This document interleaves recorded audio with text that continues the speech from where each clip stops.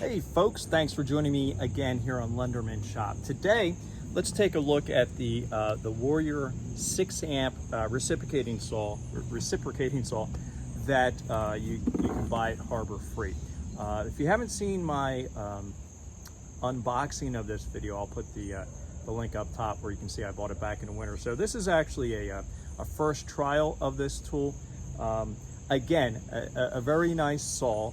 If you're a homeowner, if this is something, if you're going to be using a saw every day as part of your profession, maybe you need to upgrade to something a little bit sturdier. But if you're just going to buy a saw that sits in the garage or sits in your shed or the basement most of the year and you pull it out once or twice a year, this might be a good saw for you to check out. So today we'll go over cutting through some metal. This might look familiar to you for those who've seen my Yard Max lawnmower videos. This is off of the old lawnmower with a broken handle. So I'm going to cut. I already have it set up over here. As you can see, I have it kind of secured down to the piece of board here so I can cut it without it going all over the place.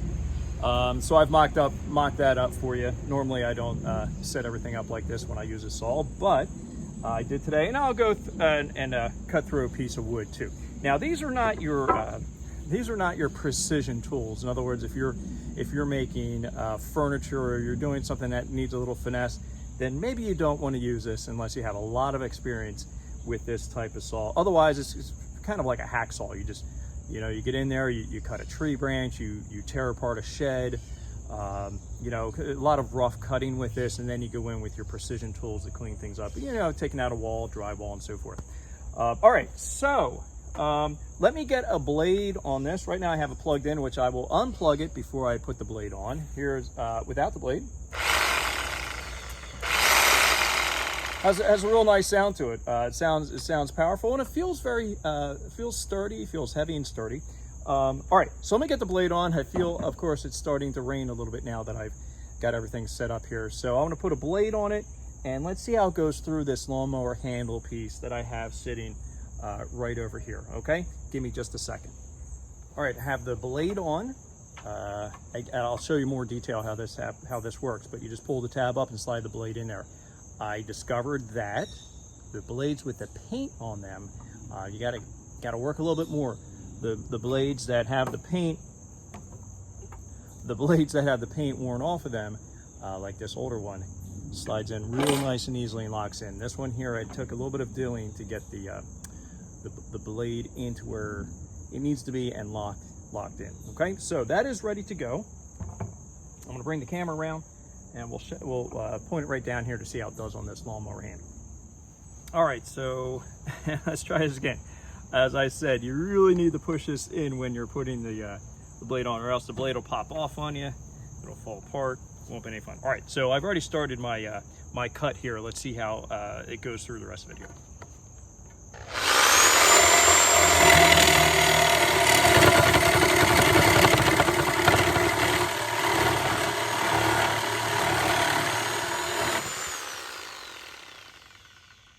Okay, so we got through that part of our lawnmower handle. Again, this is scrap. I don't need to use this for anything. I'm just kind of showing you what it'll do here. All right, let's put up my piece of wood down here and we'll do the same thing. Give me just another minute. All right, so let's go ahead and let's cut this board here. Yeah, it's a little crooked here. I have it all kind of askewed to make sure the board is nice and tight onto the sawhorses here. And for this application, I'm using this particular blade here because this is these are all kind of multi-purpose blades. This is the one I would use if I was cutting out roots out of the ground, from a stump or whatever. I use this often for tree branches. If I'm cutting wood, I use this blade most of the time. I would say 90% of the time I use a saw. This is the blade that I use. Unless I'm going to be running through some metal, some nails or something like that, then I'll put one of those other blades on. But I think you can use this blade here for nails as well. And cool thing about these blades, if they bend, you just stop the saw and bend the blade back, and you use it until the blade falls apart. Okay, I'll get my glasses on here, and let's see how it goes through this piece of wood.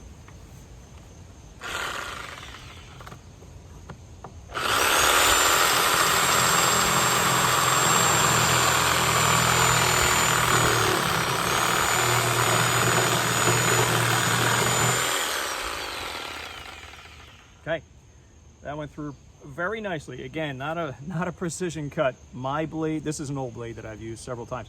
This blade's kind of been bent a few times, and I can see it's a little bit of a skew itself. But it did exactly what I needed it to do. If I need that cut to be any straighter than that, then I would put this on my miter saw, use something with a little bit more finesse. So let's take a look at how we get the blades on and off of this saw here. All right, so I've kind of changed around here. All right, the first thing you want to do before you change blade on any of these saws is go ahead and unplug it. You know, take that 2-3 seconds to unplug it and plug it back in. You'll appreciate that later. All right, so for this saw here, you can also, probably a good idea to wear your gloves when you're taking the blade off and when you're putting it back on. So I'll just use one. But for this saw here, you're just lifting up here, and I know a lot of the new saws have gone that way, and it's really nice that this lower price saw has gone that way. So you just lift up here, and the saw comes out, or the blade comes out just like that. All right, and then put the blade back on again.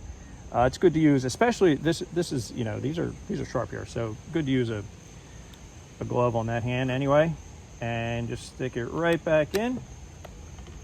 And there we have it. And that works real nice. All right, now a word about, remember I said earlier that the painted blades were a little tricky. As a matter of fact, this blade, when I first started, fell right off the saw. They're exactly the same, and this one did work. That's the one you saw me cut the lawnmower handle. And I thought that maybe this blade was not going to work, because you can see that hole there is a little bit bigger than this one here. But this one ended up working. You just have to really, really press it back in there, because the paint that's on here, you know, makes things a little bit thicker going back in there. So you see that. So you just give it a, you know, in that initial time that you use it, and then make sure you give it a good tug, so that blade's in there nice and secure. Okay, so that's how you're putting the blades in this. Now there's, does come with an Allen wrench on for the bottom piece here, so that you can, apparently, I haven't done this yet, take out the whole saw locking mechanism there if you need to, I guess, maybe clean it out if you need to replace that. I'm not sure why you'd want to take that out, but that's what we have on the bottom here, and it does come with the Allen wrench. All right, let's go over a couple other features that this saw has that I think you will find interesting. Let me get this blade back on here. Again, I went over some of this in the unboxing that I did back in the spring. But this saw, right here you have a lock, and this lock will allow you to turn it 45 degrees. So there you go, if you need to cut at a different angle. Now you can lock it in there. I suppose you could cut it like that, or use it like that, but you're not locked in. So, oh, check that out. You can lock it in there. You can lock it in just like that. That's not 45 degrees. And then down here. And then if you wanted to go, I'm hoping you're getting all this, go that way. Nice, look at that. So I'm holding it straight, but the blade is going down that way. Okay, and again, if I wanted to cut that, that's nice. That's a nice feature. And and it stops like that. I was going to say, you might be able to do it straight up like that, but you can't. So you can go there. You can cut it like that. You can cut it there. Cut it using it in that angle, and then this angle. Okay, I do find that feature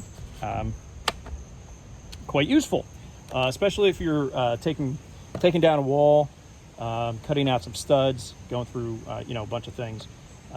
It would be nice to be able to turn it to that angle that's going to suit your job quite nicely. All right, now let's talk about one other feature here. I don't want to forget, because I find this one interesting. Again, I went over this in the unboxing as well. Let me plug it back in for you.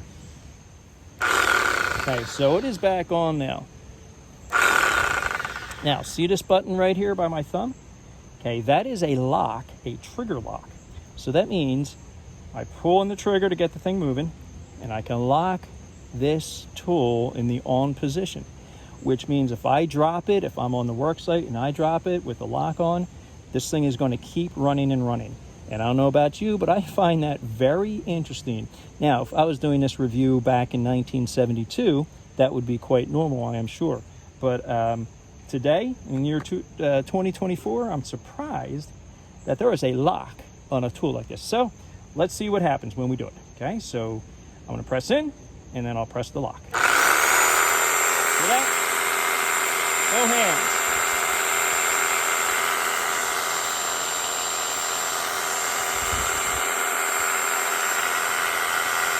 And then to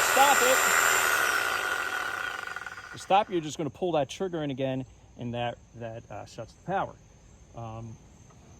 That, I guess, is useful.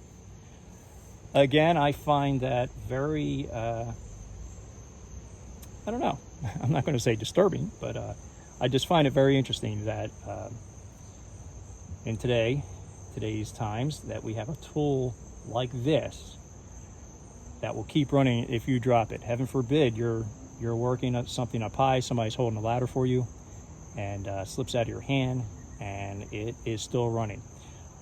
I myself will probably never use that lock on there, but it is there, and I'm sure people will use it. So, all right, let me know what you think about that particular feature on here. All right, there it is, my friends. That's a short and sweet overview of the Warrior 6 amp reciprocating saw. It does say powerful 6 amp motor, which I will say, it feels powerful to me. The Craftsman saw that I have is an 8 amp motor, which is a little bit more power, but this, again, if you're only using it 2 or 3 times a year, I think 6 amps will be fine for you.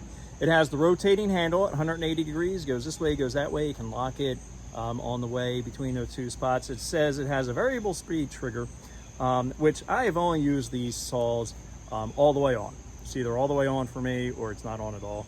I suppose you could, work speeds in between. But that's it. All right, let me know what you think of the Warrior 6 amp reciprocating saw. Give me your thoughts below. If you have one, if you've used one, has it held up for you? Maybe I'll put in the comments below how things have been working out for me. Again, I bought this particular saw to sit up at our mountain house. And again, it's going to sit in the shed until I need it. Every now and then we have branches come down. I'll just take it out, cut it up, along with the chainsaw that I bought to hang out up there as well. All right, that is it, my friends. Thanks for tuning in to Lunderman Shop. Be sure to subscribe if you haven't. Comments below if you have a saw like this, if you have any questions for me. And stick around or I will see you on our next video. In this particular series will be the chainsaw that I got from Harbor Freight. All right, until then, thanks for tuning in. Take care, my friends.